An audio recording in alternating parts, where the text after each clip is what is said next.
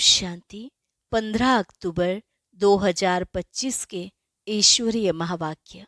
पहले सुनते हैं मुरली के मुख्य पॉइंट्स।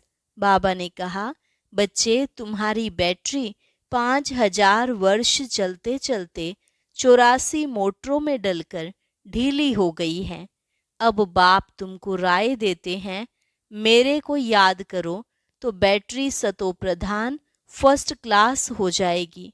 मुख्य बात है योग में रहना, पवित्र बनना, नहीं तो आत्मा की बैटरी भरेगी नहीं। फिर बाबा ने कहा, अभी तुम सतो प्रधान बन रहे हो तो अपने को देखना है, हमें माया कहीं धोखा तो नहीं देती, मेरी क्रिमिनल आई तो नहीं बनती, कोई पाप का ख्याल तो नहीं आता। सिर्फ कुक्कड़ ज्ञानी नहीं बनना, सदा बुद्धि में रहे हम सभी ब्रह्मा की संतान, एक बाप के बच्चे हैं, तो कभी कुदृष्टि नहीं जानी चाहिए। यही स्मृति रहे, यह भी हमारी मीठी बहन है। लास्ट में बाबा ने कहा, यहाँ तुम पढ़ते हो लक्ष्मी नारायण बनने के लिए, तो तुम बच्चों का आपस में मतभेद नहीं रहना चाहिए। अगर कोई बात बाप से छिपाते हो तो अपना ही नुकसान करते हो और ही 100 गुना पाप चढ़ जाता है। और अब सुनते हैं महावाक्यों को विस्तार से। मुरली का सार। मीठे बच्चे, आत्मा रूपी बैटरी 84 मोटरों में जाने के कारण डल हो गई है। अब उसे याद की यात्रा से भरपूर करो। प्रश्न, बाबा किन बच्चों को बहुत बहुत भाग्यशाली समझते हैं? उत्तर, जिनके पास कोई झंझट नहीं है, जो निर्बंधन है, ऐसे बच्चों को बाबा कहते, तुम बहुत बहुत भाग्यशाली हो। तुम याद में रहकर अपनी बैटरी फुल चार्ज कर सकते हो।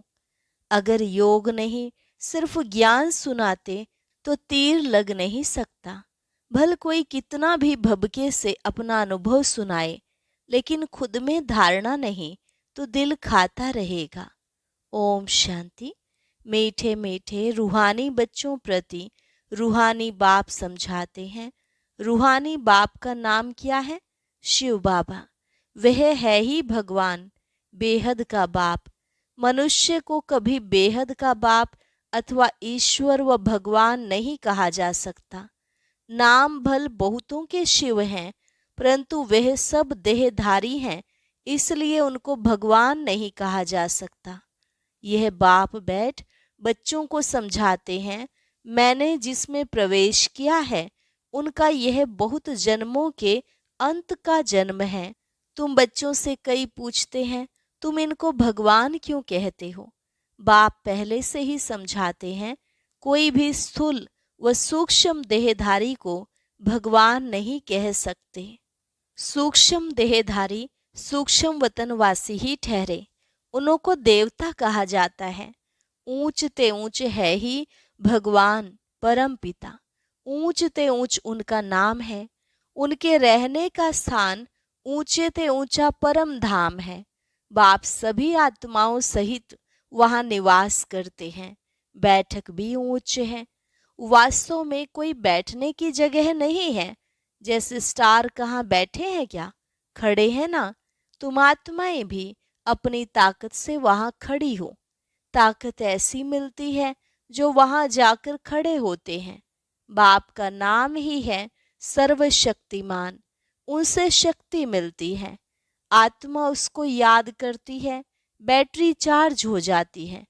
जैसे मोटर में बैटरी होती है, उसके जोर से ही मोटर चलती है। बैटरी में करंट भरी हुई होती है, फिर चलते चलते वह खाली हो जाती है। फिर बैटरी मेन पावर से चार्ज कर मोटर में डालते हैं। वह होती हैं हद की बातें, यह है बेहद की बात। तुम्हारी बैटरी तो 5000 वर्ष चलती है, चलते चलते फिर ढीली हो जाती है। मालूम पड़ता है एकदम खत्म नहीं होती है, कुछ न कुछ रहती है। जैसे टॉर्च में डिम हो जाती है ना, आत्मा तो है ही शरीर की बैटरी, यह भी डल हो जाती है। बैटरी इस शरीर से निकलती भी है, फिर दूसरी तीसरी मोटर में जाकर पड़ती हैं। 84 मोटरों में उनको डाला जाता है। तो अब बाप कहते हैं, तुम कितने डल हेड, पत्थर बुद्धि बन गए हो। अब फिर अपनी बैटरी को भरो। सिवाय बाप की याद के आत्मा कभी पवित्र हो नहीं सकती। एक ही सर्वशक्तिमान बाप है जिनसे योग लगाना है। बाप खुद अपना परिचय देते हैं कि मैं क्या हूँ, कैसा हूँ। कैसे तुम्हारी आत्मा की बैटरी डल हो जाती है। अब तुमको राय देता हूँ, मेरे को याद करो तो बैटरी सतो प्रधान फर्स्ट क्लास हो जाएगी। पवित्र बनने से आत्मा 24 कैरेट बन जाती है। अभी तुम मुलम्मे के बन गए हो। ताकत बिल्कुल खत्म हो गई है, वह शोभा नहीं रही है। अब बाप तुम बच्चों को समझाते हैं, बच्चे, मुख्य बात है योग में रहना, पवित्र बनना। नहीं तो बैटरी भरेगी नहीं, योग लगेगा नहीं। भल कुक्कड़ ज्ञानी तो बहुत हैं, ज्ञान भल देते हैं, परंतु वह अवस्था नहीं है। यहाँ बड़े भबके से अनुभव सुनाते हैं, अंदर खाता रहता है। मैं जो वर्णन करता हूँ ऐसी अवस्था तो है नहीं। कई फिर योगी तो आत्मा बच्चे भी हैं। बाप तो बच्चों की बहुत महिमा करते हैं। बाप कहते हैं, बच्चे तुम बहुत बहुत भाग्यशाली हो। तुमको तो इतने झंझट नहीं। जिसको बच्चे जासी होते हैं उनको बंधन भी होता है। बाबा को कितने ढेर बच्चे हैं, सबकी संभाल देख रेख करनी पड़ती है। बाबा को भी याद करना है। माशूक की याद तो बिल्कुल पक्की होनी चाहिए। भक्ति मार्ग में तो तुम बाप को कितना याद करते आए हो। हे भगवान, पूजा भी पहले पहले उनकी करते हो। पहले निराकार भगवान की ही करते हैं। ऐसे नहीं कि उस समय तुम आत्म अभिमानी बनते हो। आत्म अभिमानी फिर पूजा थोड़े ही करेंगे। बाप समझाते हैं, पहले पहले भक्ति शुरू होती है तो पहले एक बाप की पूजा करते हैं, एक ही शिव की पूजा करते हैं। यथा राजा रानी तथा प्रजा, ऊंच ते ऊंच है ही भगवान, उनको ही याद करना है। दूसरे जो भी सब नीचे हैं, ब्रह्मा विष्णु शंकर को भी याद करने की दरकार नहीं है। ऊंच ते ऊंच बाप को ही याद करना है। परंतु ड्रामा का पार्ट ऐसा है जो तुम नीचे उतरने के लिए बांधे हुए हो। बाप समझाते हैं, तुम कैसे नीचे उतरते हो। हर बात आदि से अंत तक, ऊपर से नीचे तक बाप समझाते हैं। भक्ति भी पहले सतो प्रधान फिर सतो रजोतमो होती है। अभी तुम फिर सतो प्रधान बन रहे हो। इसमें ही मेहनत है। पवित्र बनना है, अपने को देखना है। माया कहाँ धोखा तो नहीं देती है। मेरी क्रिमिनल आई तो नहीं बनती है। कोई पाप का ख्याल तो नहीं आता है। गायन है प्रजापिता ब्रह्मा, तो उनकी संतान ब्राह्मण ब्राह्मणियां बहन भाई ठहरे ना। यहाँ के ब्राह्मण लोग भी अपने को ब्रह्मा की औलाद कहलाते हैं। तुम भी ब्राह्मण भाई बहन हुए ना। फिर विकारी दृष्टि क्यों रखते हो। ब्राह्मणों को तुम अच्छी रीति दृष्टि दे सकते हो। अभी तुम बच्चे ही जानते हो, ब्रह्मा की संतान ब्राह्मण ब्राह्मणी बनकर फिर देवता बनते हैं। कहते भी हैं, बाप आकर ब्राह्मण देवी देवता धर्म की स्थापना करते हैं। यह समझ की बात है ना। हम ब्रह्मा की संतान भाई बहन हो गए तो कुदृष्टि कभी नहीं जानी चाहिए। उनको रोकना है। यह भी हमारी मीठी बहन है, वह लव रहना चाहिए। जैसे ब्लड कनेक्शन में लव रहता है, वह बदलकर रूहानी बन जाए। इसमें बहुत बहुत मेहनत है भी सहज याद। अपने को आत्मा समझ बाप को याद करना है। विकार की दृष्टि नहीं रख सकते। बाबा ने समझाया है, यह आंखें बहुत धोखा देने वाली हैं, उनको बदलना है। हम आत्मा हैं। अभी तो हम शिव बाबा के बच्चे हैं, अडॉप्ट किए हुए भाई बहन हैं। हम अपने को बीके कहलाते हैं। चलन में फर्क तो रहता है ना। टीचर्स का काम है क्लास में सबसे पूछना, तुम समझते हो हमारी भाई बहन की दृष्टि रहती है या कुछ चंचलता रहती है। सच्चे बाप के आगे सच ना बताया, झूठ बोला तो बहुत दंड पड़ जाएगा। कोर्ट में कसम उठाते हैं ना, सच्चे ईश्वर बाप के आगे सच कहेंगे, सच्चे बाप का बच्चा भी सच्चा होगा। बाप ट्रुथ है ना, वह सत्य ही बतलाते हैं, बाकी सब हैं गपोड़े। श्री श्री 108 अपने को कहलाते हैं। वास्तव में यह तो माला है ना जो सिमरते हैं, यह भी जानते नहीं कि हम क्यों सिमरते हैं। बौद्धियों की भी माला, क्रिश्चियंस की भी माला होती है, हर एक अपने ढंग से माला फेरते हैं। तुम बच्चों को अब ज्ञान मिला हुआ है, बोलो 108 की जो माला है उसमें ऊपर में फूल तो है निराकार, उनको ही सब याद करते हैं। उनकी याद से ही हम स्वर्ग की पटरानी अर्थात महारानी बनते हैं। नर से नारायण, नारी से लक्ष्मी बनना, यह है सूर्यवंशी मखमल की पटरानी बनना, फिर खादी की हो जाती है। तो ऐसी ऐसी पॉइंट्स बुद्धि में रख फिर समझाना चाहिए, फिर तुम्हारा नाम बहुत बाला हो जाएगा। बात करने में शेरनी बनो। तुम शिव शक्ति सेना हो ना, अनेक प्रकार की सेनाएं हैं ना, वहां भी तुम जाकर देखो क्या सिखलाते हैं। लाखों मनुष्य जाते हैं, बाबा ने समझाया है क्रिमिनल आई बहुत धोखा देने वाली है। अपनी अवस्था का वर्णन करना चाहिए, अनुभव सुनाना चाहिए। हम घर में कैसे रहते हैं, अवस्था पर क्या असर पड़ता है। डायरी रखो, कितना समय इस अवस्था में रहता हूँ। बाप समझाते हैं रुस्तम से माया भी रुस्तम होकर लड़ती है। युद्ध का मैदान है ना, माया बड़ी बलवान है। माया अर्थात 5 विकार। धन को संपत्ति कहा जाता है, जिसके पास संपत्ति होती है अजामिल भी जासी वह बनते हैं। बाप कहते हैं पहले पहले तुम वेश्याओं को तो बचाओ, तो वह फिर अपनी एसोसिएशन बनाएंगी। हमको तो बाप से वर्षा लेना है। बाप कहते हैं मैं तुमको शिवालय का मालिक बनाने आया हूँ, यह अंतिम जन्म है।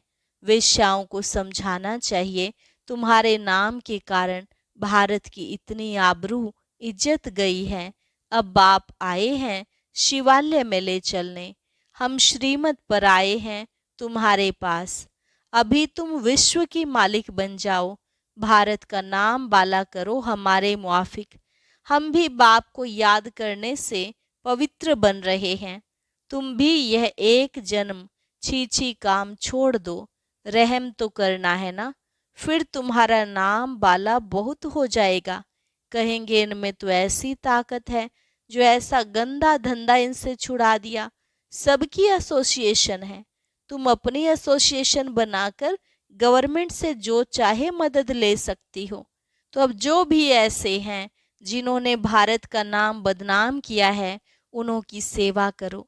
तुम्हारी भी यूनियन बहुत पक्की चाहिए, जो 10-12 आपस में मिलकर जाएं, समझाएं। माताएं भी अच्छी हो, कोई नया युगल हो, बोलो हम पवित्र रहते हैं। पवित्र रहने से ही विश्व के मालिक बनते हैं, तो क्यों नहीं पवित्र बनेंगे। सारा झुंड का झुंड जाए, बड़ी नम्रता से जाकर कहना है हम आपको परम पिता परमात्मा का पैगाम देने आए हैं। अब विनाश सामने खड़ा है। बाप कहते हैं मैं सबका उद्धार करने आया हूँ। तुम भी यह एक जन्म विकार में मत जाओ। तुम समझा सकते हो, हम ब्रह्मा कुमार कुमारियां अपने ही तन मन धन से सर्विस करते हैं। हम भीख तो मांगते नहीं, ईश्वर के बच्चे हैं। ऐसे ऐसे प्लान बनाओ, ऐसे नहीं कि तुम मदद नहीं कर सकते हो।